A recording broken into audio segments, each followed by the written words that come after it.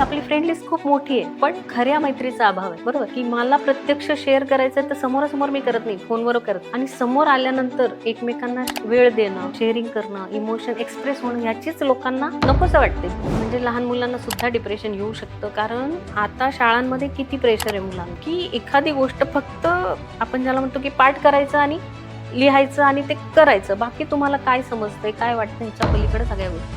तो म्हणजे नेमकं काय होतं, की माझ्या मनामध्ये नकारात्मक काहीतरी भावना तयार होतं, निगेटिव्ह आहे ना, की मला दुःख होणं, वाईट वाटणं, राग येणं, ह्या इमोशन्स कुठली तरी एक इमोशन तयार होतं. मुळात काय माहिती का, आपण आधी हे कॅटेगराईज करायला शिकलं पाहिजे, की मी इमोशन नाही, मी आहे, I am different, emotions are different आणि my physical body is different. व्यसनी नवरा असतो आणि ती स्त्री असते तिथं, तिचे खूप हाल होत असतात आणि मग तिने एक्सेप्ट केलेलं असतं, मी असं आहे, याच्यातनं मी बाहेर पडू शकत नाही. मी नखं कापतो कारण तो मेंटेनन्स आहे, हेअरकट मेंटेनन्स आहे, कपडे मेंटेनन्स आहे, पण मेंटल हेल्थला काही मेंटेनन्स आहे असं आपल्याला माहिती नाही. First of all madam, thank you so much तुम्ही इथे आलात. आणि आजचा विषय आपला खूपच म्हणजे आत्ता ज्या कंडिशनमध्ये आत्ताचं युथ चाललंय मॅडम, तो म्हणजे माझ्या आईवडिलांना किंवा आपल्या मागच्या पिढीला जर कधी विचारलं की तुला डिप्रेशन आहे का, ते म्हणजे त्यांना माहीत नव्हत्या या गोष्टी. डिप्रेशन माहीत नव्हते किंवा हे जे आता एन्झायटी आहे किंवा भीती वाटणे वगैरे या गोष्टी माहीत नव्हत्या. कदाचित तेव्हाचं कल्चर वेगळं होतं. आजच्या आपण जे तरुण मुलं पाहतो, म्हणजे मी एका शाळेमध्ये नाटक शिकवण्यासाठी गेलो होतो, तर तिथे एक छोटी मुलगी मला बोलली होती, तिसरीची मुलगी बोलली होती की सर एवढं पण शिकू नका की मी डिप्रेशनमध्ये जाईल. म्हटलं तर तुला शब्द कोणी सांगितलं? म्हणजे मी शॉक झालो नाही का, की एवढं पण शिकू नका मी डिप्रेशन मध्ये जाईल म्हणजे काय. त्या मुलीला डिप्रेशनचा अर्थही माहित नसेल, पण तेव्हा सुद्धा ती मुलगी असं बोलली होती मला. तर मॅडम, हे डिप्रेशन हा जो शब्द आहे, डिप्रेशन मध्ये गेलो किंवा गेली, हे डिप्रेशन म्हणजे काय? आता आजकाल आपण डिप्रेशन जो शब्द वापरतो, म्हणजे कॉलेजच्या पण मुलं मुली मी बघते, जसं तुम्ही आता सांगितलं तिसरीच्या मुलीने वापरलं, तर हे सोशल मीडिया आहे, की डिप्रेशन म्हणजे काय, तर मला खूप स्ट्रेस येणं असं आपल्याला वाटतं. आणि स्ट्रेस आला की सर्रास डिप्रेशन शब्द वापरला जातो. इवन की म्हणजे थोडंसं काही झालं एकमेकांशी, ती मी डिप्रेशनमध्ये चाललोय असं म्हटलं जातं, पण डिप्रेशन ही संकल्पना पूर्ण वेगळी आहे. डिप्रेशन हे थोडंसं सायकोलॉजिकल सिव्हिअर डिसऑर्डरमध्ये जातं, की त्याला सिम्पटम आहेत, की तुम्हाला झोप न येणं किंवा खूप जास्त झोप येणं किंवा तुम्हाला भूक न लागणं किंवा खूप जास्त भूक लागणं, तुमचं कशातच मन न लागणं, तुम्हाला कशातच इंटरेस्ट न वाटणं, तुमची एनर्जी लेवल डाऊन होणं आणि तुम्ही समाजापासून अलिप्त अलिप्त होत जाणं आणि कुठली तरी एक वेदना किंवा दुःख तुमच्या मनामध्ये, तुम्ही सतत उदास राहणं, ही महत्त्वाची लक्षणं आहेत. आणि असं तर काही दिसत नाही, पण छोट्या छोट्या गोष्टी घडली त्या छोट्या छोट्या कुरबुरी असतात, त्याला आपण डिप्रेशन असं नाव देतो. तर हे खूप सिव्हिरिटी आहे, म्हणजे आपण त्याला एक्झॅगरेशन असं म्हणतो आणि ते सोशल मीडियातून येतं.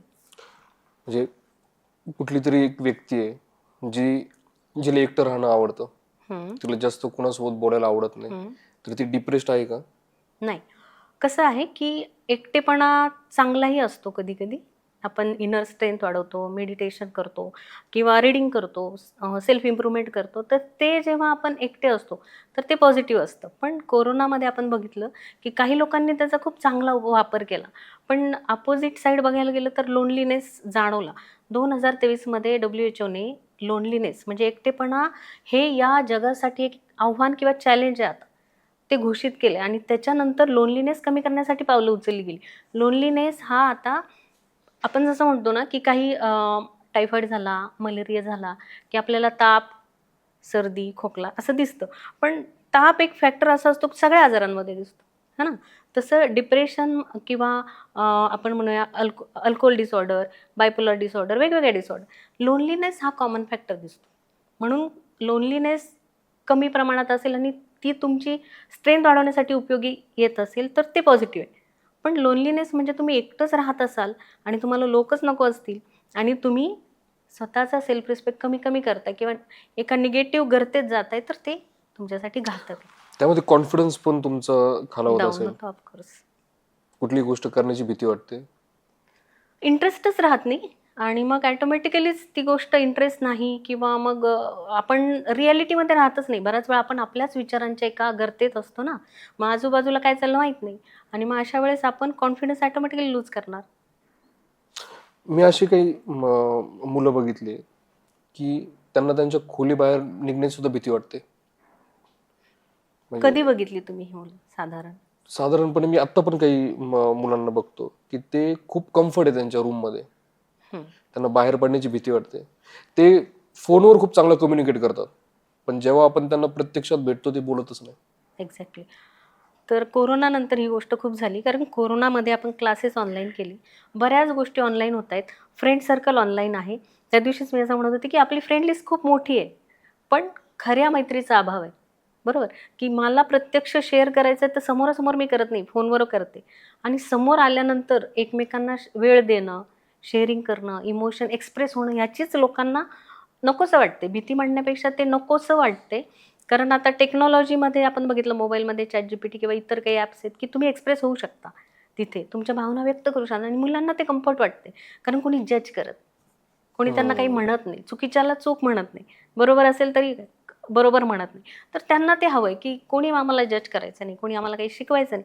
म्हणून प्रत्यक्ष संपर्कापेक्षा हे संपर्क त्यांना खूप सेफ वाटतं.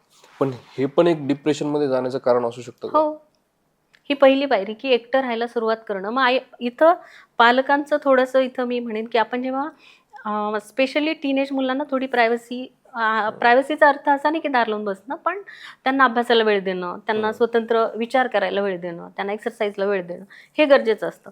पण याचा अर्थ असा नाही की 24/7 त्यांनी आतच रूम लावून बसावं आणि पालकांचं लक्ष नसावं. तर हे घडतंय आता, कारण पालक त्यांच्या त्यांच्या व्यापात, त्यांच्या त्यांच्या कामात आहेत आणि मुलांकडे नेमकं तो काय करतो हे माहीत नाही. पण आता अशाही केसेस असतात की आतमध्ये ही काय करते मला माहीत नाही म्हणून पालक विचारतात आणि आई माझ्यावर संशय घेते म्हणून मुलं तक्रार करतात. असे केसेस असतात. मग त्यावेळेस कुठंतरी बॉन्ड महत्त्वाचा ठरतो. आई वडील आणि मूल यांच्यात जर तो इमोशनल बॉन्ड पक्का असला की मला माहिती आहे तू चुकीचं करणार नाहीस, पण ह्या गोष्टींपासून तू सावध राहिलं पाहिजे.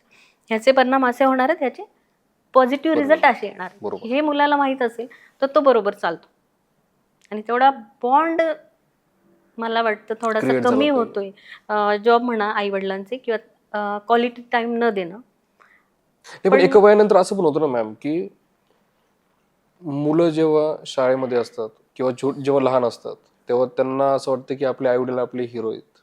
पण जसजसे ते मोठे व्हायला लागतात त्यांना बाहेरचं जग अट्रॅक्ट करायला लागतं आणि त्यांचं कुठेतरी कम्युनिकेशन आई वडिलांसोबत कमी होत जातं. त्यांना बाहेरचं जग चांगलं वाटायला लागतं. तेव्हा पण तो बॉन्ड कुठेतरी डिस्टर्ब होत असेल ना. काय असतं ना की लहानपणी जरी आई वडील हिरो वाटत असले तरी मला असं वाटतं की जेव्हा मुलं वयात येतात तेव्हा त्यांच्या मनाविरुद्ध गोष्टी करू दिल्या, मनाविरुद्ध गोष्टी केल्या की आई वडील विलन होतात, बरोबर है ना, किंवा मनासारखं करू न दिल्यामुळे आई वडील हे शत्रू बनायला लागतात. पण काय होतं आपल्याकडं, आपण असं सांगतो की तू हे करू नको, अजिबात करायचं नाही, आपण डायरेक्ट ऑर्डर देतो सांगण्याची मुलांना. पद्धत. हां, तर मला असं वाटतं की जडणघडण जेव्हा होत असते ना व्यक्तिमत्वाची मुलांच्या, एक गोष्ट असते की एखादी मुलगी, आपण इमॅजिन करू की समजा त्या मुलीला एका मुलाने सतत महिनाभर पाठलाग केला आणि कुठेतरी ती मुलगी त्याला होकार देऊन बसली फ्रेंडशिपला आणि नकळत नकळत काही गोष्टी पुढे गेल्या आणि मग आता तो मुलगा तिला ब्लॅकमेल करतोय. ही केस माझ्यासमोर घडलेली. त्या मुलाने तिचे पर्सनल तिच्यासोबतचे फोटो फेसबुकला अपलोड केले. त्या कुटुंबावर आणि त्या मुलीवर काय परिस्थिती आली असेल हे काही वेगळं सांगायला नको. पण मग त्या केसमध्ये काय घडलं, कुणाचं चुकलं, अशा चर्चा, निकोप चर्चा मुलांमध्ये आणि पालकांमध्ये होणं गरजेचं असतं. फक्त हे करू नये हे सांगण्यात अर्थ नाही. समाजात काय चाललंय, परिस्थिती काय आहे, त्याचे काय परिणाम होतात, दोन्ही. तर मैत्रीमध्ये काय असलं पाहिजे आणि मैत्री असावीच. आणि पण ती निखळ मैत्री कशी असते, त्याची स्ट्रेंथ काय, पण तिचा वीकनेस पण कसा होऊ शकतो, हे मुलांना आपण सांगितलं पाहिजे. कुणी सांगत नाही, कुणी सांगणार नाही. कारण त्यांच्या वयाची मुलांची बुद्धी, भावनिक पातळी, त्यांचे अनुभव तेवढेच असतात. पण त्यांना त्यांचं खरं वाटतं, कारण ते एकाच बोटमध्ये असतात. पण आपला जर लहानपणापासून असा रॅपो असेल तर मला वाटतं मुलांना हे गोष्टी खूप चांगल्या कळतात. आणि अशी प्रगल्भ मुलं आपण पाहतो ना असतात, तशी मुलं मला भेटतात. मॅडम, कुठलीही गोष्ट अचानक घडत नाही, फक्त आपल्याला ते कळत नाही म्हणून आपल्याला ते अचानक वाटतं. फॉर एक्झाम्पल, कुठलाही व्यक्ती डिप्रेशन मध्ये चाललाय तर तो अचानक तर काही जात नाही. हे अंदाजे किती वर्षांची फेज असेल किंवा किती एक कालावधी काय असतो हिचा? हां, साधारण 2 महिन्यापासून 6 महिन्यापर्यंत जर ती व्यक्ती सतत असं करत असेल, जी सिम्पटम आपण बोललो, तर ती लक्षणं जर त्याच्यामध्ये दिसत असतील तर तो सिव्हिअर डिप्रेशनमध्ये आहे. आणि ते वेळीच ओळखून मग आपण एकतर पहिलं तर मला असं वाटतं की फॅमिलीत त्यांनी बोललं पाहिजे की मला असं होतंय, मला रडायला येते, मला एकटं वाटतंय, मला लोक नकोशी झाली आहेत किंवा मला काहीच करावं असं वाटत नाही, मला झोप येत नाही, भूक लागत नाही. ह्या गोष्टी फॅमिलीत पण कळतातच ना, त्याला स्वतःला पण कळतात. तर मदत मागणं किंवा मदत देणं ह्या दोन गोष्टी आहेत. त्याला वाटलं पाहिजे की मदत मागावी, पण मुळात मला काय होतं हेच बऱ्याचदा कळत नाही. ती फक्त व्यक्ती रडत राहते, पण पालक किंवा मित्र नातेवाईक यांना दिसतं की ते असं होतंय. आणि आजकाल असंच होतंय की आजूबाजूचे लोक म्हणतात की हा डिप्रेशनमध्ये चाललाय. जो खरा डिप्रेशनमध्ये चाललाय त्याला फॅमिली मेंबर, मित्र, शिक्षक लवकर डायग्नोज करतात आणि समुपदेशक किंवा मदतीसाठी घेऊन येतात. पण जो सोशल मीडियावरती पाहून प्रिटेंड करतो की मी डिप्रेशनमध्ये चाललोय, हम्म. तो स्वतः येतो मी डिप्रेशनमध्ये चाललोय. ऍक्च्युली तसं नसतं. हा. किंवा मला आता हा, सायकॅट्रिस्ट ते एक काहीतरी स्टँडर्ड, कारण असतात. एक काहींना तो मोठेपणा पण वाटतो का सांगायला आता की काय नाही मला आता अवॉइडिंग सायकॅट्रिस्ट. रिस्पॉन्सिबिलिटीज.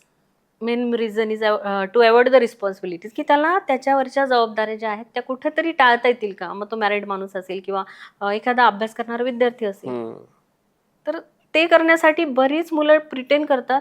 इतकी शातीर मुलं कधी कधी येतात की मला सांगतात, परफेक्ट वाचन अभ्यास करून आलेले असतात आणि मला सिम्पटम सांगतात.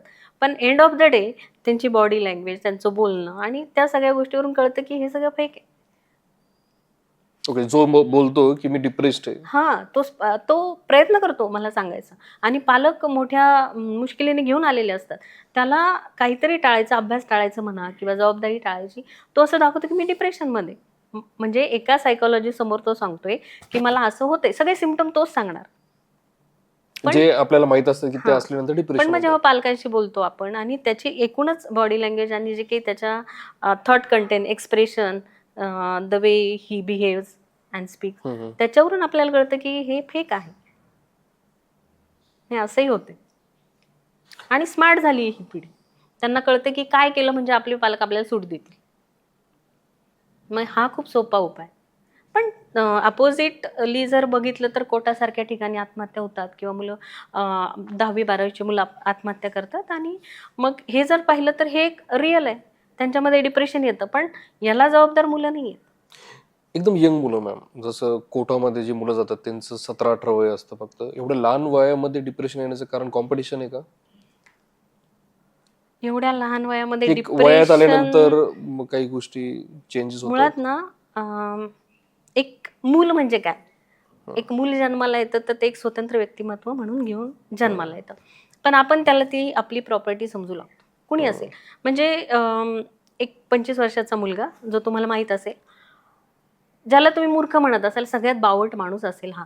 आणि ह्या मुलाचं 1 महिन्यानंतर लग्न होतं. 1 वर्षात तो बाप बनतो.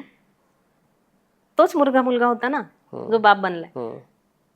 तो बाप बनलाय, पण मूर्ख बाप बनलाय ना. त्याच्या क्वालिटीज नाही बदलल्या ना. त्याचं थिंकिंग नाही बदलले. म्हणजे आपण मालकी हक्क मुलांवरती मिळवतो. मग ज्या गोष्टी आपण केल्या नाही किंवा आपल्याला वाटतं ह्या त्याने कराव्यात, आपण लादतो. सरळ लादतो. बरोबर आहे. मग आता तर तुम्ही ट्रेंड बघितलाय की इंजिनिअरिंग, मेडिकल ह्या फॅक्टरीत मुलं टाकली जातात आणि त्याच्यातून ती बाहेर पडली पाहिजे. पण त्या फॅक्टरीत त्या मुलाला आपण का टाकतो? कारण त्याने खूप चांगलं पॅकेज मिळवावं. तोच आहे ना, दुसरं काय एम आहे त्याच्या मागे. पालकांना असं वाटतं की आपल्या मुलांनी खूप चांगल्या पगाराची नोकरी मिळवावी. मग आता ह्याच्यामध्ये जाताना त्या मुलाला काय आवडतं, खरंच त्याला मनापासून ती गोष्ट आवडते का, याचा विचार कुणीही करत नाही. आमच्याकडे इंटरेस्ट टेस्ट घेतली जाते. म्हणजे त्याचा इंटरेस्ट बघितला जातो, ॲप्टिट्यूड, त्याची कपॅसिटी का ते करण्याचं ते बघितलं जातं, आणि त्याची पर्सनॅलिटी, की त्याचा स्वभाव आहे का ते करण्याचं, त्याला ते जमणार आहे का आयुष्यभर करायला. ह्या सगळ्याचा विचार करून आम्ही सांगतो की नाही, त्याला हे इकडे टाकलं तर तो जास्त चांगलं करेल. कारण आपल्या क्षमतांपेक्षा आपली आवड खूप महत्त्वाची असते. कारण क्षमता आवड डेव्हलप करू शकत नाही. बरोबर आहे. पण ज्याच्यात आपल्याला इंटरेस्ट आहे ती गोष्ट आपण स्किल डेव्हलप करू शकतो. आणि मग ती मुलं डिप्रेशनमध्ये का जातात, तर ते अशा ठिकाणी ठेवले जातात जिथं फक्त सकाळ ते संध्याकाळ स्टडी आणि प्रेशर. किंवा त्यांच्या आवडीचं क्षेत्र नसल्यामुळे सुद्धा त्यांना तसं होत असेल. त्यांना कळतच नाही ना आपल्याला काय आवडतं किंवा काय नाही. त्यांच्या त्या लेवलला ते थॉट प्रोसेस नसतेच त्यांची. त्यांना फक्त प्रेशर असतं, हे करायचं आणि हे मार्क मिळवणं म्हणजे आयुष्य बस. आणि बुद्धिमत्ता म्हणजे मार्क्स. पण मार्क्स म्हणजे मेमरी आहे. तुम्ही जे काही वाचले ते आठवलंय, ते ओमिट केलं, तुम्हाला मार्क मिळाले. पण ॲक्च्युअल इंटेलिजन्स तो नाही आहे. ॲक्च्युअल इंटेलिजन्स हा वेगळा आहे.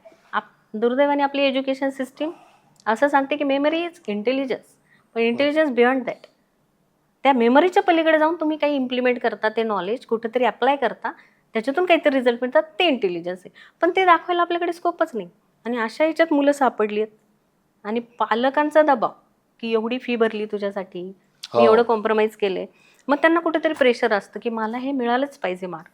मग भले त्याला आवडत असो किंवा नसो आवडत, पण त्याला ते करावं लागतं. आता हे झालं विद्यार्थ्यांबद्दल.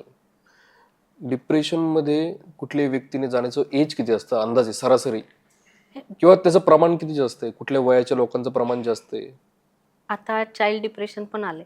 ओके, ते एक झालं. आणखी म्हणजे लहान मुलांना सुद्धा डिप्रेशन येऊ शकतं, कारण आता शाळांमध्ये किती प्रेशर आहे मुलांना. काही आता मी नामांकित शाळांची नावं घेत नाही, पण इंग्लिश मिडियमची काही CBSE स्कूल्स नगरमधले टॉप जी 5-6 स्कूल आहेत, तिथले क्लायंट माझ्याकडे आहेत.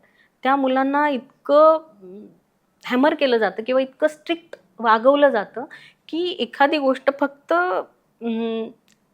आपण ज्याला म्हणतो की पाठ करायचं आणि लिहायचं आणि ते करायचं, बाकी तुम्हाला काय समजतंय, काय वाटतं ह्याच्या पलीकडे सगळ्या गोष्टी.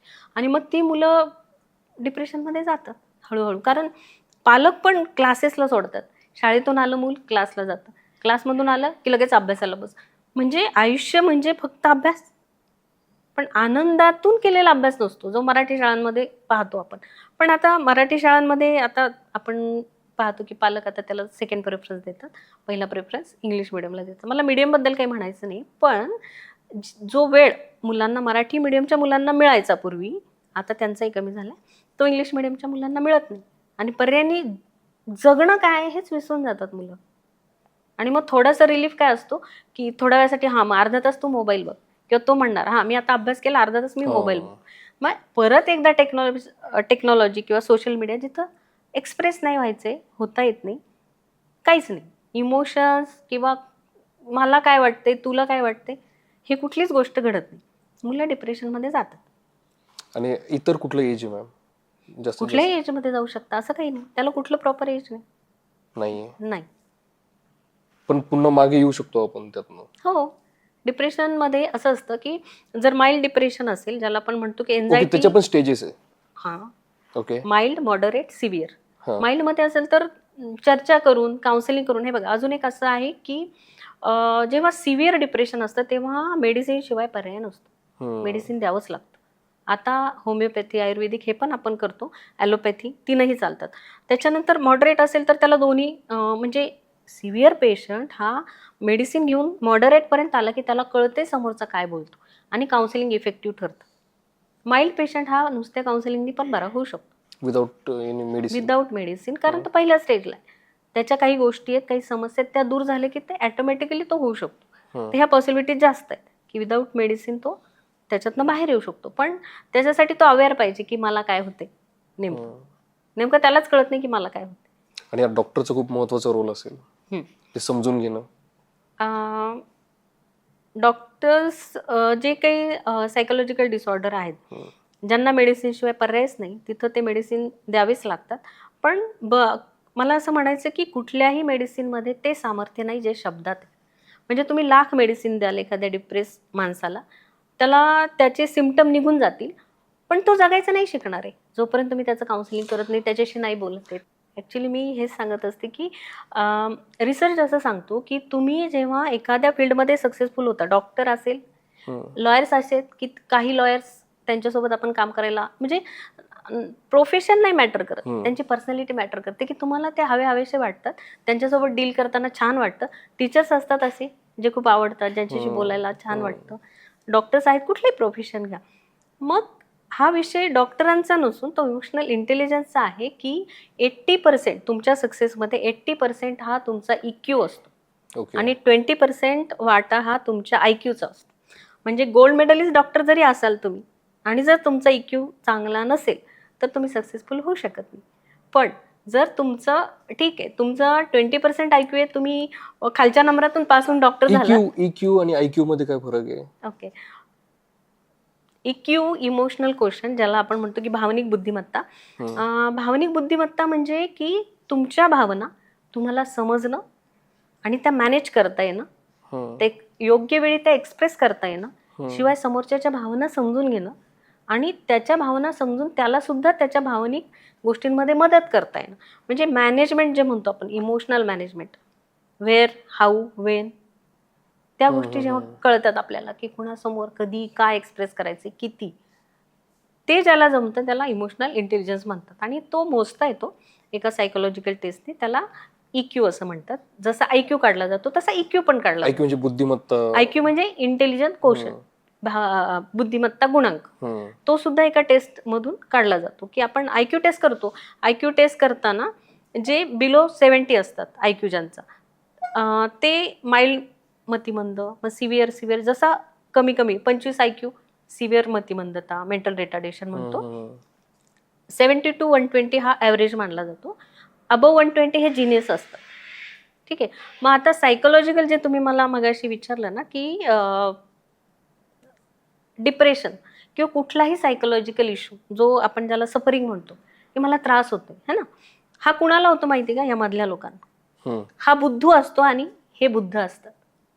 ओके. दोघांनाही आयुष्याचे प्रश्न नसतातच. यांना सेल्फ ॲक्च्युअलायझेशन झालेलं असतं, जे आत्मसाक्षात्कार झाले ज्यांना बुद्ध आपण म्हणतो, तशी लोक. आणि हे असतात की यांना आयुष्य किंवा ह्या वास्तव ह्याच्याशी काही घेणं देणं नसतं. ते प्राणी आणि ते त्या खाणं पिणं, basic need, human being as a animal आपण त्यांच्याकडे म्हणू शकतो, की त्यांना इतकं काही नसतं की तुम्हाला खूप अचिव्हमेंट काहीतरी अचीव करायचंय आणि असं काहीच नसतं. डिप्रेशन ह्या गोष्टी त्यांच्यापर्यंत नसतात. हे प्रश्न फक्त ज्यांना बुद्धी आहे त्यांच्यासाठी आहेत. त्याच्यातही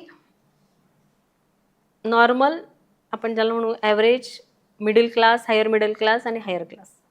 आता जसं कोविडच्या काळामध्ये होतं पहा तुम्ही, की कोविडचं प्रमाण होणाऱ्या लोकांचं एक वेगळा वर्ग होता. म्हणजे कोविड पण ठराविक लोकांनाच झाला. ओके. जे एकदमच सर्वसामान्य होते, एकदमच जे स्लम एरियाजमध्ये राहणारे होते, त्यांना हा त्रास कुठलाही झाला नाही. किंवा माहित नाही मला, पण असे केसेस मी खूप कमी ऐकले. जे हॉस्पिटलमध्ये गेले त्यांनाच कोविड झाला. एक एक्झाम्पल म्हणून मी देतोय तुम्हाला. तसंच हे डिप्रेशन जसं आज आपण म्हणतोय किंवा सुसाईडचे विचार मनात येणं, हे चोचले झालेत का आता? तसं नाही.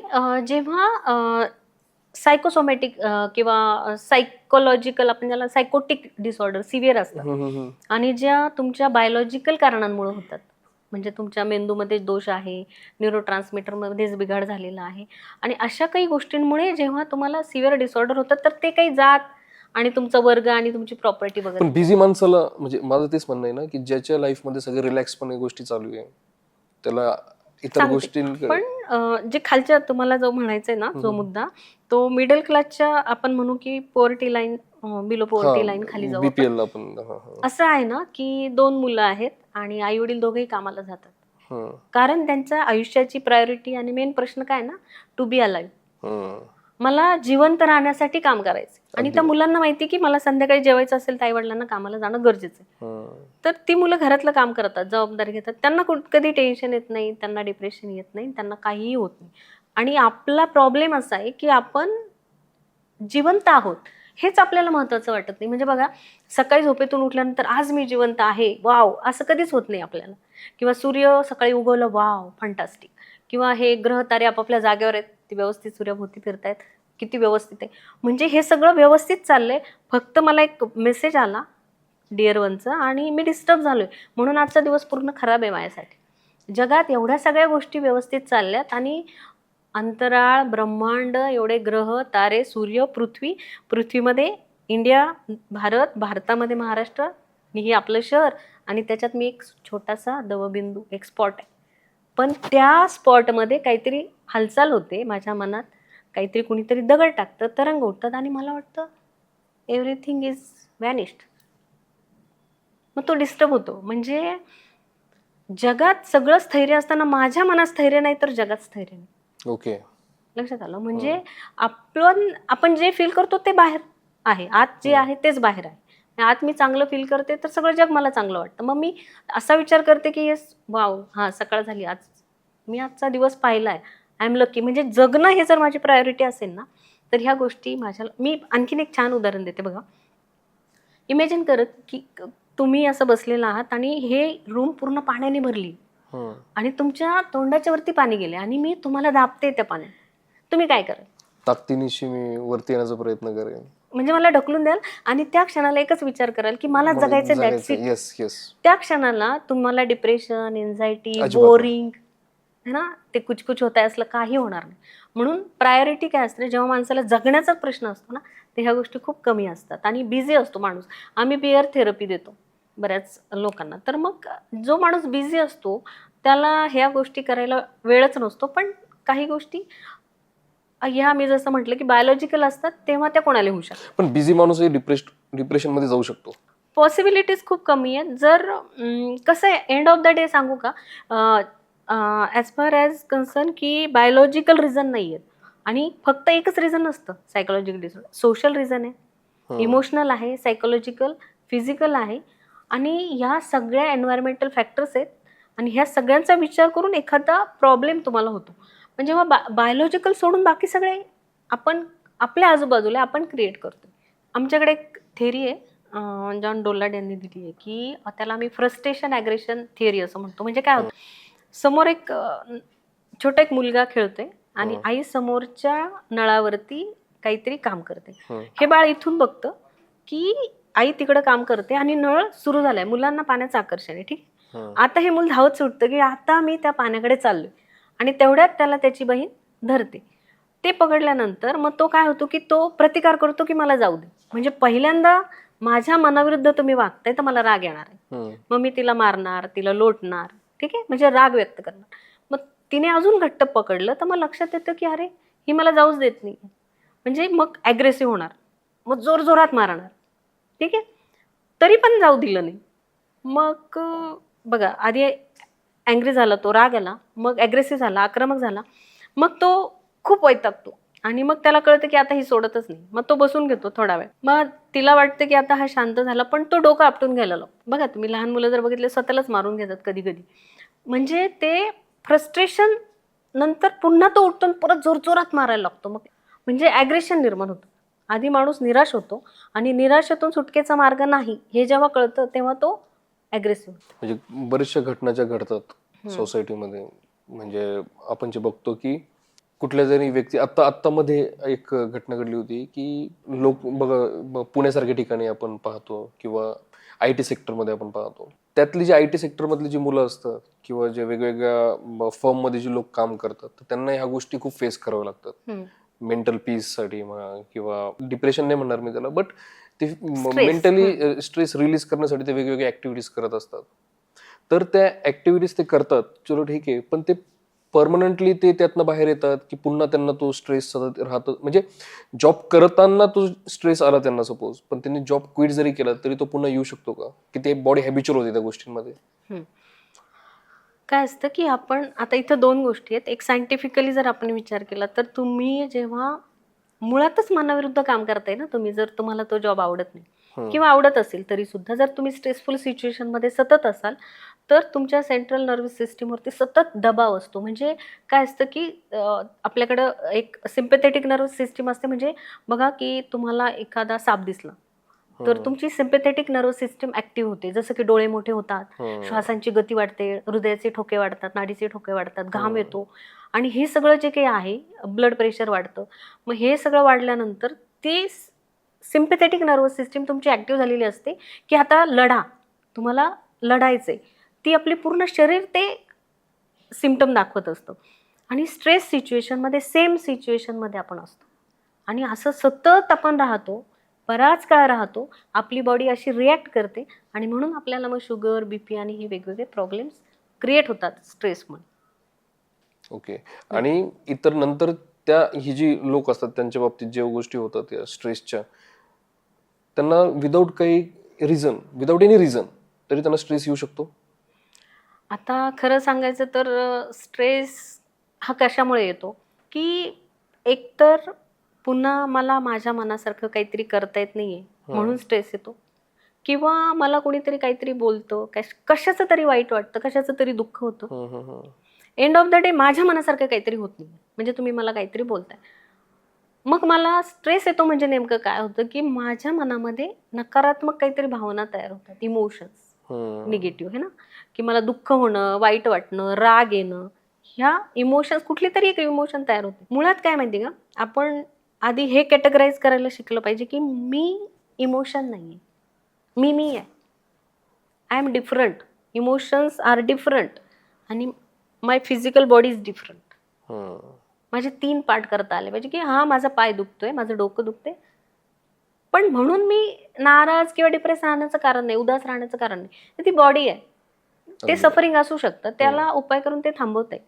इमोशन, तुम्ही मला जेव्हा एखादं सेंटेन्स बोललात ते मी ॲज इट इज घेतलं, नो इश्यू.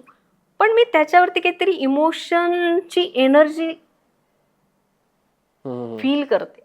की तुम्ही मला म्हणालात की एक सेंटेन्स, की तुम्ही माहिती आहे, तुम्ही हुशार आहात, तुम्ही मला कॉम्प्लिमेंट दिले कदाचित, पण मला ते जर असं वाटलं की ह्यांनी मला निगेटिव्ह वेनी घेतलं, तर इमोशन मी फील करणार आहे ना. ते हे बघा, शब्द असतात, त्याच्यावरचं इमोशन आपण फील करतो आणि ते इमोशन जे आहेत त्याच्यामुळे आपल्याला प्रेशर, स्ट्रेस आणि ह्या गोष्टी येतात.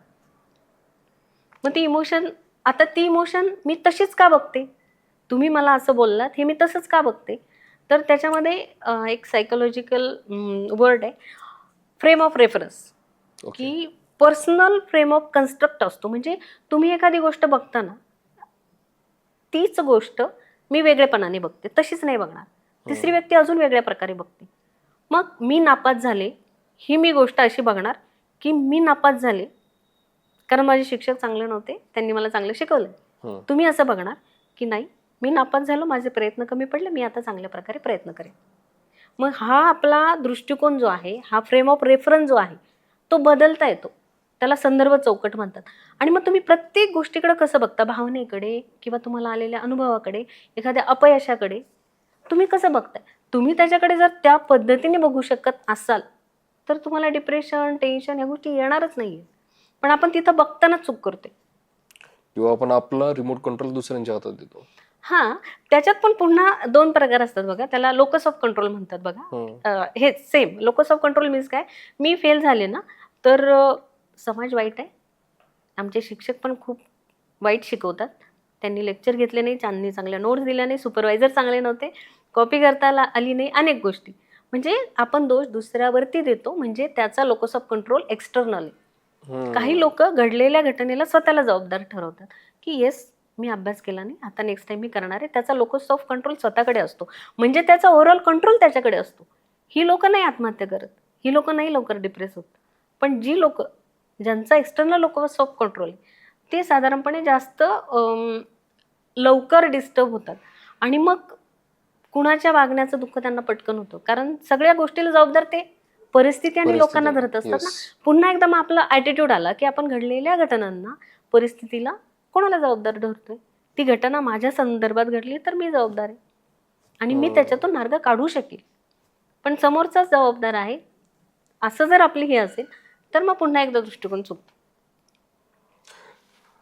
आता हे झालं सपोज आपलं डिप्रेशन बद्दल किंवा स्ट्रेस बद्दल, यातनं माणूस ओव्हरकम करू शकतो, मीन्स काही नाही करू शकत का? ओके, मीन्स आपण असं गृहीत धरूयात की तो करू शकतो काहीतरी मेडिसिन्स घेऊन किंवा कुठल्या तरी काउन्सिलिंग केल्यानंतर. पण आता जो एक खूप मोठा म्हणजे एक प्रमाण खूप जास्त वाढत चाललंय त्या गोष्टीमध्ये, म्हणजे सुसाईडचं. कुठल्या तरी व्यक्तीने सुसाईड केल्यानंतर कुठलाही ऑप्शन नसतो त्याला पुन्हा रिटर्न त्या फेज मधनं बाहेर आणणं. पण सुसाईड करण्याआधीची जी फेज असते त्यातनं त्याला आपण बाहेर आणू शकतो.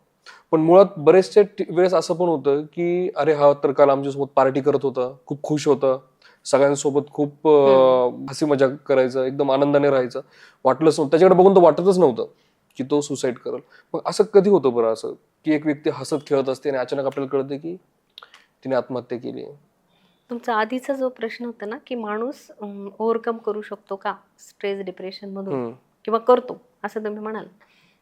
मुळात काय माहिती, मी पुन्हा एकदा सांगते की बायोलॉजिकल गोष्टींमध्ये बदल होत असतील आणि ते मेडिसिन मधून बरे होतील. पण तुम्ही रस्त्याने चाललेला आहात, लक्षात घ्या, तुम्हाला रस्त्यात येणारी गाडी स्ट्रेस देते, तुम्हाला रस्त्यात येणारी प्रत्येक माणूस स्ट्रेस देतो, तुम्हाला रस्त्यात येणारे सिग्नल स्ट्रेस देतात. स्ट्रेस असा कुठं नाहीये की तो आला म्हणजे डिप्रेशन ही फील करण्याची किंवा स्ट्रेस ही फील करण्याची गोष्ट तुम्ही जाऊन फील करता, तुम्ही ते वाटून घेता. Driving is enjoyment. मी खूप जणांना म्हणजे मी काही लोक अशी पाहिली की त्यांना ड्रायव्हिंग खूप आवडते आणि ड्रायव्हिंग करताना ते खूप हॅप्पी असतात. मग खड्डे येतात, रस्त्याने आडवी लोक जातात, पण ते एन्जॉय करतात. म्हणजे मी लिटरली मी बघितलं की ते एन्जॉय करतात. आणि कॉन्ट्रावर्सी, एखादा माणूस ड्रायव्हिंग करतो, 5 मिनिटं आपण त्या गाडीत बसलो की इरिटेट होतो, वाटतं उतरून जावं. तो रस्त्यात येणाऱ्या गाडीवाल्याला बोलणार, प्रत्येक माणसाला बोलणार, तो खड्डा का आला म्हणून बोलणार. म्हणजे काय, स्ट्रेस तुम्ही गोळा करत चालता. तर सुसाईडबद्दल ना एक गैरसमज असा आहे की आपण जो म्हणतो ना की जो गरजेल तो बरसेल का, असं लोक म्हणतात की हाच नेहमीच म्हणत असतो किंवा जो म्हणतो ना तो कधीच आत्महत्या करत नाही, असं आपल्याकडे एक गैरसमज आहे. म्हणून आपण लोकांकडं, जी लोक सुसाईड करण्याच्या तयारीत असतात ती इंटेन्शन देत असतात, ती तुम्हाला कल्पना देत असतात, पण आपण दुर्लक्ष करतो. मग मला जगावंसंच वाटत नाही आणि मी आता थोडाच दिवस राहणार आहे, असे काही वाक्य त्यांच्याकडे येतात, नाही असं नाही. त्यांच्या जवळचे मित्र किंवा घरातले व्यक्ती त्यांना कळतं की हा असा बोलतोय, तर आपण त्या वाक्यांचं गांभीर्य लक्षात घ्यायला पाहिजे. कारण त्याच्यात ती हाक असते. आधी सांगणं म्हणजे काय असतं की ती एक हाक दिलेली असते की मला वाचवा. म्हणजे कुणालाही आत्महत्या करावीशी वाटत नसते, पण ती काहीतरी कारणाने त्यांनी ठरवलेलं असतं की ही करायची. आणि मग तो ठरवून करणाऱ्या आत्महत्या असतात काही, आणि काही असं असतं की अचानक केल्या जाणाऱ्या आत्महत्या. मग ठरवून केलेल्या आत्महत्या या आयुष्यात अनेक ठिकाणी आलेल्या अपयशातून असतात. प्रेमभंग, नोकरी जाणे, घटस्फोट, अनेक कारण आहेत. आता प्रेमभंग हे तर कारण आपण बऱ्याचदा बघितलेलंच आहे की बऱ्याचदा सुसाईड ह्या गोष्टींमधून पण होतं. पण मग तेच आहे ना, फक्त प्रेम आणि भेट एवढंच महत्त्वाचं नाही. आयुष्यात अनेक कामं आहेत ज्याचं दुःख तुम्हाला वाटू शकतं. प्रेमभंग झाला आणि लगेच मी देवदास झालो, अशा अनेक गोष्टी आहेत. तर ह्या जेव्हा गोष्टी घडतात आणि मग व्यक्ती ठरवून सुसाईड करते की मला जगायचंच नाही, हळूहळू त्या गर्तेत ती जाते की माझा प्रेमभंग झाला किंवा माझी नोकरी गेली, मग आता मी कसं करेल. आणि मग आता मुळात हेल्पलेसनेस, म्हणजे आपण ज्याला म्हणतो की माणूस असहाय्यता जेव्हा फील करतो तेव्हा आत्महत्या करतो. आता ही असहाय्यता काय आहे की हत्ती बघितलंय सर्कसमध्ये, तो कसा बांधलेला असतो, एक दोरी बांधलेली असते त्याच्या अगदी पायाला. बरोबर आहे. पण मग तुम्हाला असा प्रश्न नाही पडला की 100 माणसाचं बळ असलेला हत्ती एका झटक्यात ही दोरी तोडू शकतो, मग ती तोडत का नाही. बरोबर. हां, तर त्याचं उत्तर असं आहे की जेव्हा त्याला पहिल्यांदा सर्कसमध्ये आणलेलं असतं तेव्हा त्याला सगळीकडून साखळदंडाने बांधलेलं असतं आणि त्याने खूप प्रयत्न केलेला असतात सुटकेसाठी, अनंत प्रयत्न केलेले असतात. आणि एक क्षण असा येतो की आता माझी सुटका नाही होणार, हे तो स्वतःला मान्य करतो, त्याचं मन ते स्वीकारतं आणि तो प्रयत्न बंद करतो. आणि सर्कसचा मालक तेवढा हुशार असतो, तो येतो आणि ते सगळे साखळदंड सोडून त्याला एका दोरीने बांधतो. कारण तो आयुष्यात पुन्हा कधीही पायाला झटका देणार नसतो. कारण की आणि त्याने गृहीत धरलेलं असतं. मनाने हम्म. मान्य केलेलं असतं की ह्यातून माझी सुट. अनेक वाईट परिस्थिती असतात की व्यसनी नवरा असतो आणि ती स्त्री असते तिथं, तिचे खूप हाल होत असतात आणि मग तिने एक्सेप्ट केलेलं असतं मी असं आहे, याच्यातनं मी बाहेर पडू शकत नाही, मी परत घरी जाऊ शकत नाही, ह्याच्यातून काहीच करू शकत नाही, आणि मग आत्महत्येचा मार्ग. असहाय्यता हे महत्वाचं, कारण मग ती कुठल्याही मार्गाने येऊ शकते, कुठल्याही कारणाने येऊ शकते की मला आता याच्यातून सुटका नाही. पण ती असहाय्यता ही आपली शरीराची परिस्थितीची नसतेच. तुम्ही बाहेर पडू शकता, पण आपण मनाने असहाय्य झालेलो असतो. हेच तर सांगते मी. हत्तीने एक झटका देण्याची गरज आहे, तो देतच नाही आपण. असहाय्यता ही काही परमनंट गोष्ट बरोबर. नाही. ती ती फिलिंग आहे की मी असहाय्य झालो. आणि बघा, तुम्ही आज आज मी प्रेमात पडले, आज मला सगळा दिवस सुंदर वाटतो.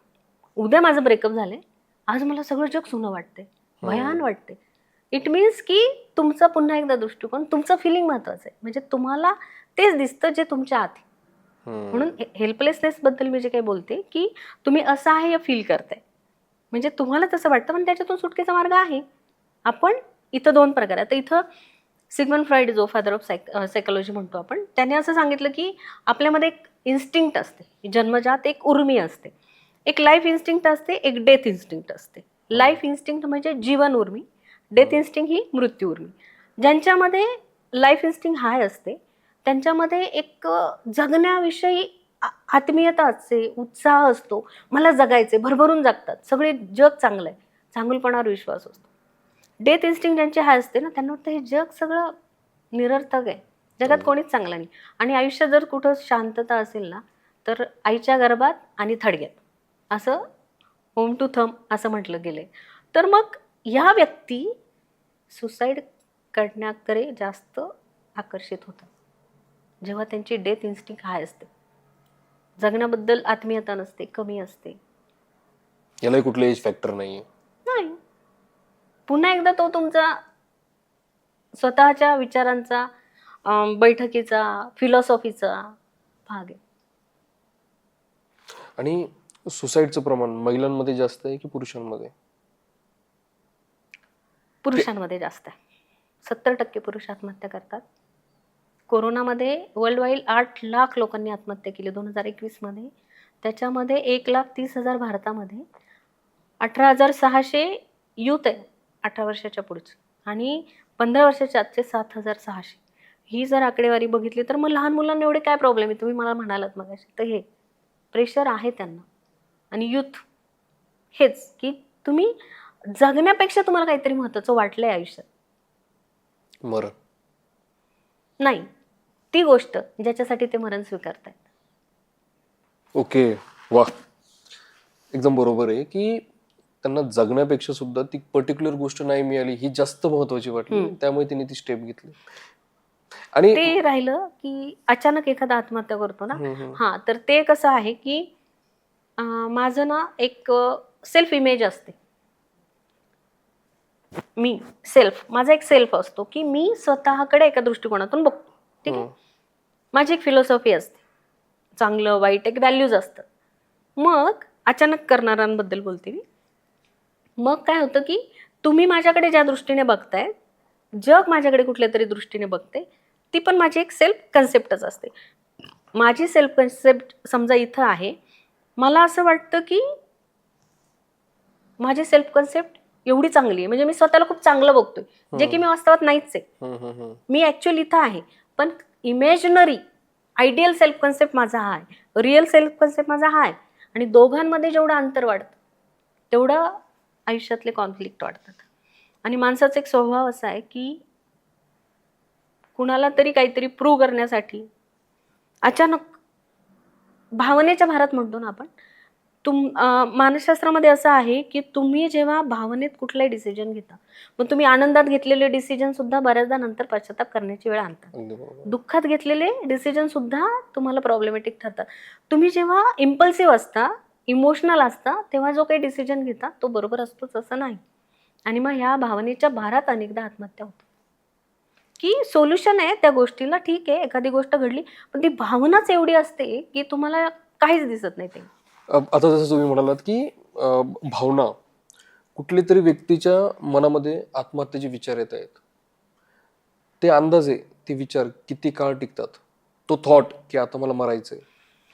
ओके, आता याच्यामध्ये जर सायंटिफिकली बघितलं तर बऱ्याच आता जर आजारांमध्ये बरेच असे आजार आहेत सिव्हिअर सायकोटिक, ज्याच्यामध्ये तुम्हाला सुसायडल आयडिएशन येतं की मला आत्महत्या करायची वाटणं हा एक सिम्पटम आहे, ही इच्छा नाही आहे, बाय डिफॉल्ट त्याला वाटते, कारण त्याला सिव्हिअर आजार आहे, एक मानसिक आजार आहे, त्याला स्किझोफ्रेनिया आहे, बायपोलर डिसऑर्डर आहे, किंवा सिव्हिअर डिप्रेशन आहे, अल्कोहोल डिसऑर्डर आहे. ह्याच्यामध्ये मग त्याला हे थॉट्स येतात. मग ते थॉट येत असतील तर मेडिसिनमुळे ते कमी होतात. म्हणजे हेच फक्त सायंटिफिकली बोलले मी. पण असं जर आपण म्हणतोय की दैनंदिन आयुष्यात सायकोलॉजिकल रिझनमुळे मला असं वाटतं की मी आत्महत्या करावी, तर त्याच्यावरती बोलणं हाच उपाय, संवाद हाच उपाय, की त्याला का असं वाटतंय. तो स्पॅन जो असतो मॅडम, संवाद, आता मला नाही वाटत की कुठल्या तरी व्यक्तीला सुसाईड करायचं आणि त्याला कोणासोबत कम्युनिकेट करावं असं वाटतंय, कारण की ते माझ्यामध्ये सुसाईड हे डिप्रेस्ड माणसालाच त्या विचारांमध्ये नेत असेल ना, की त्याला कोणासोबतच कम्युनिकेशन नाही करायचं आता, किंवा त्याचं ठरलंय, पण त्याचा एक स्पॅन असेल. सपोज आपण कधी कधी बोलतो की अरे यार, मला तो काल भेटला होता, माझं थोडा जरी बोललं असतं तरी मी त्याला काहीतरी सांगितलं असतं, मला बरंचदा असंच वाटतं ओके की हा माणूस मला भेटायला पाहिजे होता. पण अशा अनेक सुसाईड केसेस, म्हणजे आपण सुसाईड आयडिएशन, पण ते भेटण्याच्या मानसिकतेत नसतात मॅडम. भेटतात. माझ्याकडे खूप लोक येतात की म्हणजे माझा सक्सेसफुल रेट हाच जास्त आहे की त्या व्यक्तीला असं वाटतंय मी आत्महत्या करावी, पण सायकोलॉजिकल रिझन असतील तर ते लवकरात लवकर कमी होतात किंवा निघून जातात. कारण ते फक्त शब्दांसाठी असतं, शब्दांचा खेळ असतो तो. म्हणजे आम्ही त्याला कॉग्निटिव्ह थेरपी म्हणतो, की तुमच्या बोधात्मक रचना, तुमचे जे विचार आहे त्याच्यामध्ये बदल करणं, ते करतो. दृष्टिकोन बदलतो त्याचा त्या घटनेकडे, गोष्टीकडे बघण्याचा, आणि तो त्याच्यातून बाहेर पडतो. आणि अशा पण बरेचशा केसेस येतात सुसाईडच्या, की तो त्या पत्रामध्ये लिहितो की मी रात्रभर विचार करत होतो, हम्म. किंवा काही जण मोठे मोठे पत्र लिहितात. मला त्या लोकांचं विशेष वाटतं की ते ते पत्र लिहित असतात. म्हणजे आपण जर म्हणालो की सुसाईडचा एक काही मिनिटांचा किंवा काही तासांचा स्पॅन असेल, पण जो व्यक्ती पत्रावर पत्र लिहितोय, 17-18 पान लिहितोय, त्याला कमीत कमी 3-4 तास तर लागले असतील किंवा एक रात्र गेली असेल त्यामध्ये. तो व्यक्ती ते पत्र लिहितोय भरपूर, त्याच्या आयुष्यात काय घडलं काय नाही, कशामुळे तो आत्महत्या करतोय, त्याची स्वप्न काय होते फॅमिलीबद्दल, मुलाबाळांबद्दल, किंवा खूप सारं त्याचं बंच ऑफ पेपर्स तो लिहितो. तेव्हा कधी कधी असं वाटतं की त्याला त्रास किती झाला असेल. आपण म्हणतो की लिहिल्यानंतर एक स्ट्रेस फ्री होतो माणूस, किंवा कम्युनिकेट केल्यानंतर होतो, तरी सुद्धा त्याच्या मनात तो विचार जात नाहीये. त्याचा अर्थ तो किती खोलवर, त्याला किती दुखावलेला असेल तो. म्हणजे माणूस सुसाईड का करतो, की त्याला जे त्यांनी शेवटी व्यक्त केले ते त्याला कधी व्यक्त होता आला नाही, किंवा व्यक्त होता आलं नाही. ती जागाच मिळाली नाही Yes. जिथं व्हेंटिलेशन प्रॉपर होईल. व्हेंटिलेटर आपण म्हणतो की ते नाही मिळाले त्याला, आउटलेट आउटलेट आउटलेट नाही मिळाले. मग सुसाईड करणाऱ्या व्यक्तीला काहीतरी वेदना असते, पेन. मग तो गिल्ट असतो काहीतरी, की मी हे चुकीचं केलं यार, किंवा एखादी लाज वाटेल अशी अपमानास्पद गोष्ट असते की जी कोणाला सांगू शकत नाही, जी घडली माझ्याकडून. किंवा अपराधपणाची भावना असते की माझ्या आईवडिलांचा घटस्फोट झाला, याला मीच जबाबदार आहे. कुठली असू शकते. माझ्या आईवडिलांचं स्वप्न मी साकार नाही करू शकलो, मी पती म्हणून अपयशी ठरलो. ह्या ज्या पेन असतात, पेन प्रत्येक माणसाच्या मनामध्ये, त्या पेनला आउटलेट मिळणं गरजेचं असतं. आणि पुन्हा एकदा तिथंच आहे की आपल्याला लहानपणापासून असं का बरं शिकवलं जात नाही की बेटा तुझ्यापेक्षा काही महत्त्वाचं नाही, you are important, your life is important. म्हणजे मी तर माझ्या मुलीला सांगते, अभ्यास, नोकरी, सगळ्या गोष्टी आयुष्यासाठी असतात, हे आयुष्य असत नाहीत.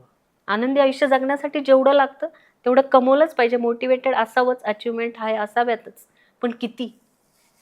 मग हे जे आहे की माझा जो सेल्फ कन्सेप्ट आहे रिअल इथं आहे, आयडियल इथं आहे, मग मला वाटतं मी अपयशी आहे, मी नाही पूर्ण करू शकलोय किंवा मी नाही फुलफिल करू शकलो. मग ह्याच्यातनं मार्ग काय? तर मी ठीक आहे, मी माझे खूप प्रयत्न केले, स्वतःला ते जस्टिफिकेशन देता पण आलं पाहिजे, ते आलं आणि मी प्रयत्न करेन, मी माझ्या 100% दिले, अजून करेन. म्हणजे एंड ऑफ द डे सांगू का, टू लिव्ह फुल्ली, फुलेस्ट, म्हणजे मी माझं 100% दिलं ना, दॅट्स इट. एवढा प्रामाणिकपणा असेल तर मला नाही वाटत कुठल्या गोष्टीत मी फेल आहे असं मी ठरवू नाही शकणार. लोक म्हणू दे, पण मला माहिती आहे ना. मग तेच आहे, यश अपयशाची व्याख्या एवढीच आहे, नात्यात असू दे, एज्युकेशनमध्ये, करिअरमध्ये, कुठेही हीच आहे. रिलेशनशिपमध्ये मी माझे 100% दिले ना, दॅट्स इट. मग तुम्ही काय मला जज करताय, तुम्ही मला यशस्वी म्हणताय, अपयशी म्हणताय, हा तुमचा दृष्टिकोन आहे आणि हे तुमचं मत आहे. हे फक्त मत आहे, हे ओपिनियन आहे. हे मत रियालिटी असू शकेल किंवा नसेलही. ओपिनियन आणि फॅक्ट याच्यामध्ये फरक आहे. पण मी तुमच्या ओपिनियनला फॅक्ट मानून असे डिसिजन घेतो.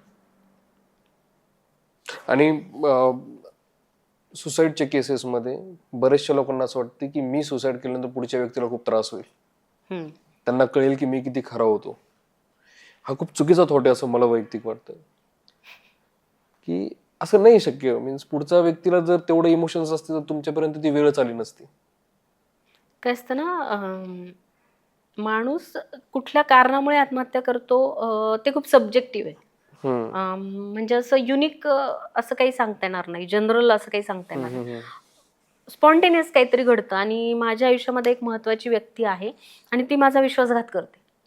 पण आणि मग मला काहीच वाटत नाही. मी अशी केस माझ्यासमोर झाली की तिने गळफास लावून घेतला, नशीब त्याने तिला वाचवलं, माझ्याकडे काउन्सिलिंगला आणलं. पण मग ते जे काही आहे की त्याने असं केलं म्हणून मी माझा जीव संपवा, माझं जीवन एवढं स्वस्त आहे. पुन्हा एकदा मी तिथंच आले, माय लाईफ इज व्हेरी इम्पॉर्टंट. मी कोणाच्या जोडीत काही टाकण्याआधी एवढा विचार केला पाहिजे समोरचा त्या पात्रतेचा आहे का. आणि आजकाल तर टीनेजर किंवा हे सुसाईड करतात, बॉयफ्रेंड गर्लफ्रेंड ब्रेकअप. तुमचं आयुष्य तुम्ही उद्ध्वस्त करून घ्यावं एवढ्या पात्रतेचा तो आहे का, कुणी असेल. हा विचार आपण केला म्हणजे माझं आयुष्य महत्वाचं आहे हे आपल्याला समजलं तर हे खूप झालं. आणि मला वाटतं ह्या पालकांनी आपल्या मुलांमध्ये रुजवलं पाहिजे की तू महत्वाचा आहेस. हे लहानपणापासून सुरू हो, ठेवलं गेलं तू पाहिजे. महत्वाचं, तुझं आयुष्य महत्वाचं. बाकी आयुष्य जगण्यासाठीच्या गोष्टी आहेत त्या आयुष्य नाही बनू शकत. मेंटल हेल्थ हा खूप मोठा इश्यू होत चाललाय आपल्या भारतामध्ये. हम्म. म्हणजे त्याचं प्रमाण आता खूप वाढत चाललंय. म्हणजे मला नाही वाटत की 20 एक वर्षांपूर्वी, 10-15 वर्षांपूर्वी नाही, पण एक 20 एक वर्षांपूर्वी अशा खूप जास्त चर्चा तरी होत असतील की काय. कारण की अं, तेव्हा कदाचित सोशल मीडिया म्हणा किंवा मोबाईल म्हणा त्याचं जास्त प्रमाण नव्हतं. आज इमोशनलेस होत चाललोय आपण, मला असं वाटतं. फॉर एन एक्झाम्पल, एक एक्झाम्पल म्हणून आपण घेऊयात की आपले कुठल्या तरी व्यक्तीसोबत वाद झाले किंवा भांडण झालं आपलं, हम्म. आपली जवळची व्यक्ती असेल ती, आपण त्यावर मंथन नाही करत. आपण डिरेक्टली फोन घेतो आणि काहीतरी वेगळं बघत बसतो. काहीतरी गोष्ट इथे घडली ती वेगळी होती आणि मी फोनवर बघतोय काहीतरी वेगळं बघतोय. मग ती कुठेतरी आपल्याला त्या गोष्टींचं गांभीर्य कळत नाही की कुठल्या गोष्टीमुळे आपण झालं होतं, किंवा आपण बोलतो ना की आपण त्याचा काहीतरी अभ्यास केला पाहिजे की नेमकी ही गोष्ट कशामुळे घडली.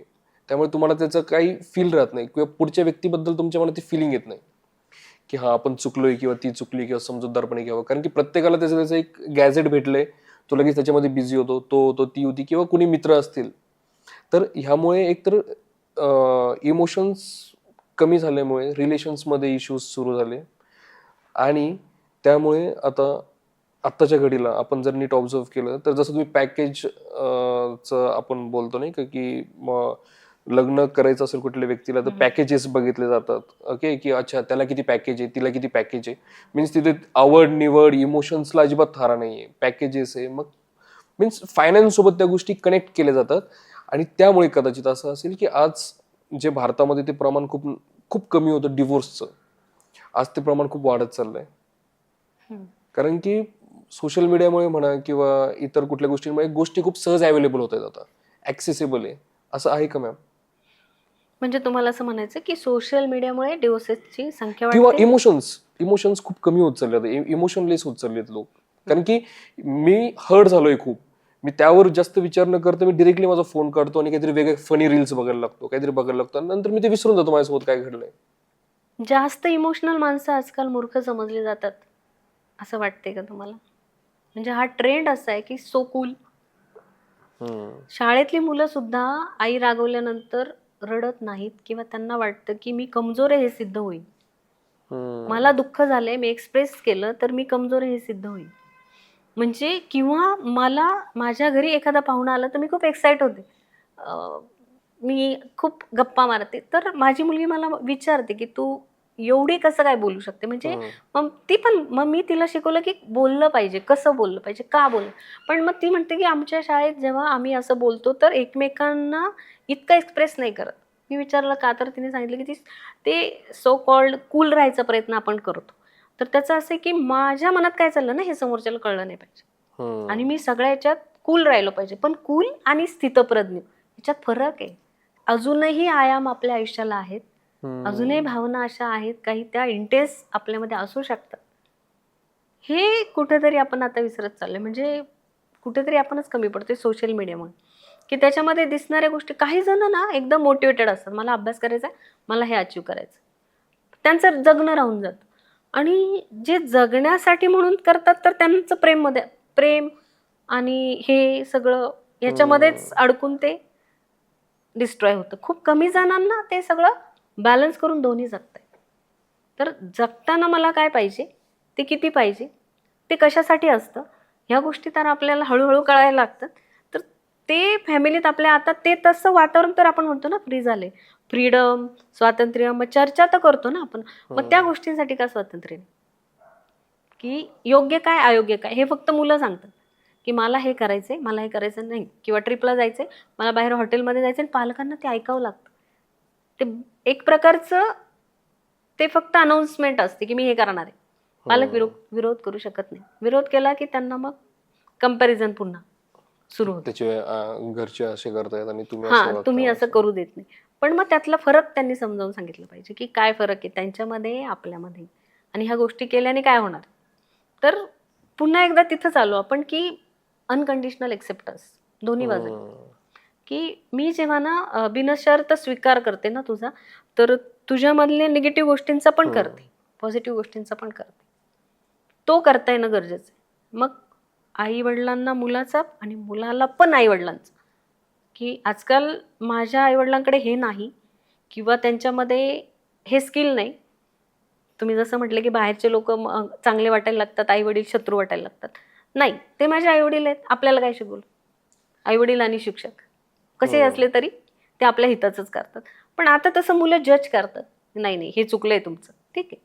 पण कुठेतरी पुन्हा अनकंडिशनल एक्सेप्टन्स आला पाहिजे. व्यक्ती परफेक्ट नाहीच. परफेक्शन हे फक्त इमॅजिनेशन आहे. कुणीच परफेक्ट नाही. मग जसं मुलं परफेक्ट नाही, आई वडील पण परफेक्ट नाही. पण ते कुठंतरी जेव्हा दोन स्वतंत्र व्यक्ती म्हणून संवाद होईल, तेव्हा दोघांमध्ये ह्या गोष्टी मोकळेपणाने बोलल्या जातील आणि कुठलाच स्ट्रेस वगैरे येणार नाही. बरोबर आहे. मेंटल हेल्थबद्दल एक सांगते, की म्हणजे असं आहे ना, की एकच गोष्ट शेवटची, की मी पार्लरमध्ये जाते कारण माझा मेंटेनन्स आहे. मी नखं कापतो कारण तो मेंटेनन्स आहे. हेअरकट मेंटेनन्स आहे. कपडे मेंटेनन्स आहे. पण मेंटल हेल्थला काही मेंटेनन्स आहे असं आपल्याला माहीत नाही. तर आपल्या मनात रोज सोशल मीडिया काहीतरी टाकतोय. Thousands of thought. Positive negative आपल्या ब्रेनला काही कळत नाही. व्हर्च्युअल इमॅजिनरी रियालिटी हे पण आपल्या ब्रेनला कळत नाही. हे सगळं आपण घेत असतो आणि आपल्याला असं वाटतं की ह्याचा आपल्यावर काहीच परिणाम होणार नाही, पण तो होत असतो. म्हणून आपण जे म्हणतो की मेडिटेशन करणं किंवा योग करणं किंवा एक ट्रॅव्हलिंग कुठलंही की नाही माझ्या मनात काय थॉट चालू आहेत आणि ते मला लेबल करता आले पाहिजेत. म्हणजे मला फक्त कसं तरी होतं म्हणून नाही चालणार आहे. नेमकं काय होतं आणि का होतं आणि ते सॉर्ट आउट मला कसं करतं. म्हणजे कुठेतरी मी स्वतःचा शोध घेतला पाहिजे. म्हणजे त्याला पण एक मेंटेनन्स असतो. आपल्या मनात पण वाईट गोष्टी असतात, त्यावेळेस बाहेर गेल्या पाहिजे आणि चांगल्या गोष्टींचा इनपुट झाला पाहिजे. ओके. तर मनाला पण मेंटेनन्स असतो आणि तो आपण ठेवला पाहिजे. हम्म. तो मेंटेनन्स आपण केला पाहिजे. Madam thank you so much. तुम्ही खूप चांगल्या पद्धतीने माहिती दिलीत आणि मेंटल हेल्थ हा खूप मोठा विषय आहे आणि आता आता मला चांगली गोष्ट ही वाटते की आता त्यावर चर्चा होते, त्यावर डिस्कशन्स होत आहेत, त्यावर सेशन्स होत आहेत वेगवेगळे वेगवेगळ्या स्कूल्समध्ये. त्याच्यावर सेमी काउन्सिलर्स आता शाळेमध्ये काउन्सिलर नावाची पोस्ट असते आज. ती खूप चांगली गोष्ट आहे. ऍक्च्युली हे चांगलं नाहीये, पण वृद्धाश्रम पण चांगले नाहीयेत. पण आता आई वडिलांना सांभाळायला मुलांची जी काय परिस्थिती असते त्याच्यामध्ये ते ठेवतात. मग आई वडिलांना वेळ देता येत नाही, मुलांशी बोलायला कोणी नाही, त्यांचे प्रश्न समजून घ्यायला कोणी नाही, म्हणून काउन्सिलर आहेत.